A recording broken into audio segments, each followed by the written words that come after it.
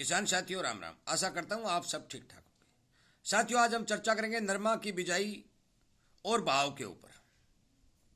साथियों मैं आपको बता देना चाहता हूँ कि हम हमारे खेत के अंदर काम करते हैं, नरमा की पैदावार को बढ़ाने के लिए हर संभव प्रयास करते हैं और नरमा पैदा करते हैं, परंतु हम जिस बात का अनुमान भी नहीं लगा सकते और हमें इस बात का पता ही नहीं होता कि कहाँ कितनी बिजाई हुई है और कितना प्रोडक्शन होने जा रहा है। परंतु जो भी लोग इस कॉटन के ऊपर, नरमा के कपास के ऊपर काम करते हैं, उन सब लोगों को हमसे ज़्यादा पता होता है कि धरातल पर क्या है, कहाँ क्या बिजाई हुई है, कहाँ क्या नुकसान हुआ है और कितना प्रोडक्शन हो सकता है। अब बरसात होने से क्या फ़ायदा होगा, न होने से क्या, ये सब जानकारी उन लोगों को हमारे से ज़्यादा पता होती है, क्योंकि मैं जब फ़ोन करता हूँ तो वो बता देते हैं कि आपके एरिया में इस तरह का सिचुएशन है, इस तरह की बिजाई है, इस तरह ये बिजाई, वो यहाँ तक बता देते हैं कि अगेती बिजाई इतनी है और पछेती बिजाई इतनी है। साथियों जो आदमी जिस काम में लगा हुआ है उस काम के ऊपर वो पूरे तरह से पैनी नज़र रखता है, जिस कारण से उसे फायदा होता है। परंतु किसान अनाज पैदा करता है, परंतु अनाज के भाव आदि, प्रोडक्शन आदि या बिजाई आदि के ऊपर वो ज़्यादा ध्यान नहीं देता और अपने खेत के अंदर मेहनत कश काम में लगा रहता है। साथियों इसी तरह की जानकारी जो हमारे एरिया से निकल के आ रही हैं या भारत के अंदर जो कॉटन के सिचुएशन निकल के आ रही है, वो मैं आपको इस वीडियो में बताने की कोशिश करूंगा कि कितनी बिजाई है और क्या भाव बनने की आशंका है। और इसी तरह की जानकारी जो आपके पास इस चैनल के माध्यम से आ रही है, मैं आपसे विनय निवेदन करता हूं कि आप अपने दोस्तों तक जरूर शेयर करें। और आपको यदि इस बात की इच्छा है कि आप इसी तरह की जानकारी सुनते रहें, आपको मिलती रहे, तो आप इस चैनल के साथ जुड़े, सब्सक्राइब करें, उसके सामने वाली घंटी का बटन दबाएं, क्योंकि इस चैनल के ऊपर किसानों के हर एक तरह के मुद्दे, हर एक तरह की बातें उठाई जाती हैं जो सरकार तक भी पहुंचानी जरूरी है, और ग्राउंड पर भी जो बीमारी आदि फसलों के अंदर लगती हैं वो किसानों तक भी पहुंचानी जरूरी है। इसलिए समय रहते आपको वीडियो मिले और आप किसानों तक इन सभी जानकारियों को पहुंचाएं ताकि हर किसान का फायदा हो। साथियों हम बात करते थे पहले बिजाई के ऊपर। साथियों नरमा की बिजाई हरियाणा, राजस्थान और पंजाब तीनों स्टेटों के अंदर लगभग 30 और 35% तक घटी है। यह पक्की रिपोर्ट है।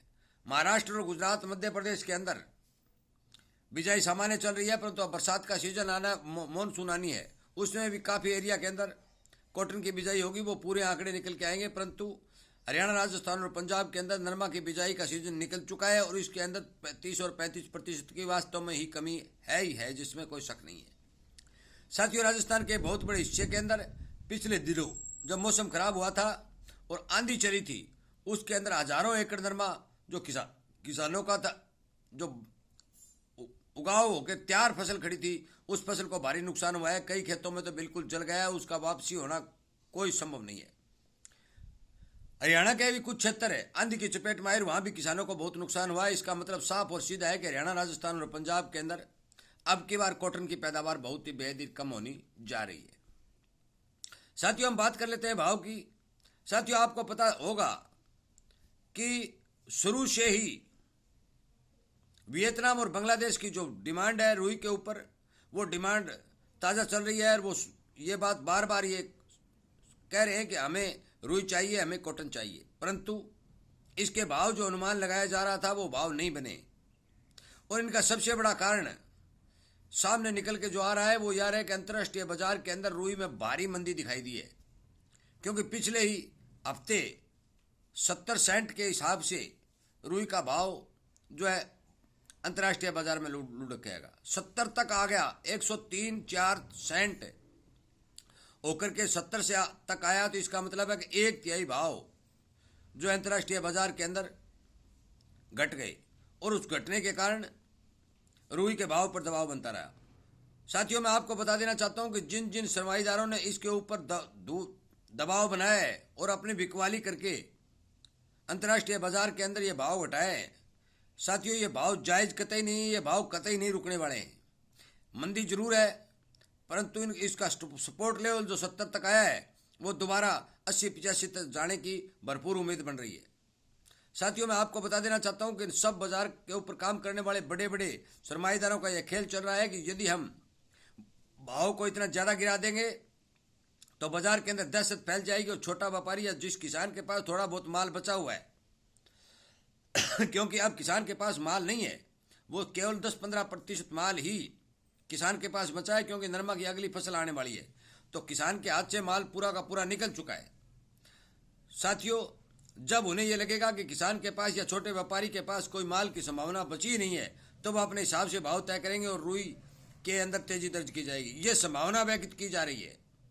साथियों, अनुमान लगाया जा रहा है कि मैं शुरू दिन से कह रहा हूं कि अंतर्राष्ट्रीय बाजार के अंदर, पूरी दुनिया के अंदर रुई की कमी है ही है, जिसमें कतई कोई मतलब संशय ही नहीं है।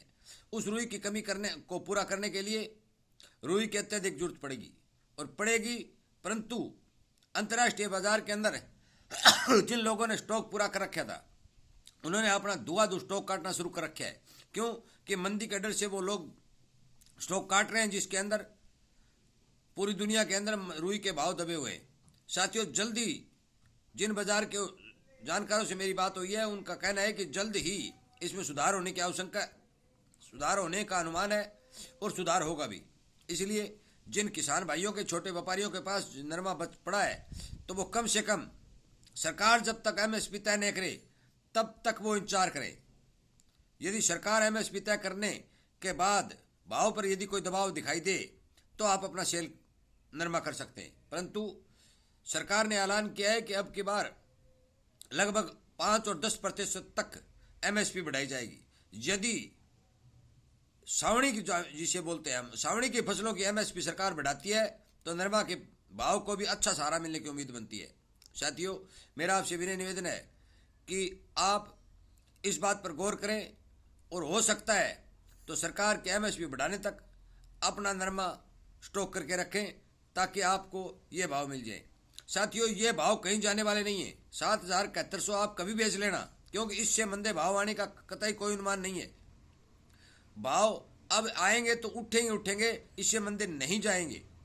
इसलिए कृपया करके मेरी बात पर ध्यान दें, हर किसान तक इस बात को शेयर करें। और मैं सभी किसानों से भी निवेदन करता हूं कि आप बाजार के ऊपर नज़र रखें, अपने विवेक के हिसाब से अपना माल बेचें, समझदार बने, जागरूक बने, ताकि किसी प्रकार की हमारी जेब के ऊपर कोई बड़ा व्यापारी डाका नहीं डाल सके। साथियों, वीडियो सुनने के लिए, शेयर करने के लिए, लाइक करने के लिए और चैनल को सब्सक्राइब करके इसके साथ के जुड़ने के लिए आपका बहुत बहुत धन्यवाद।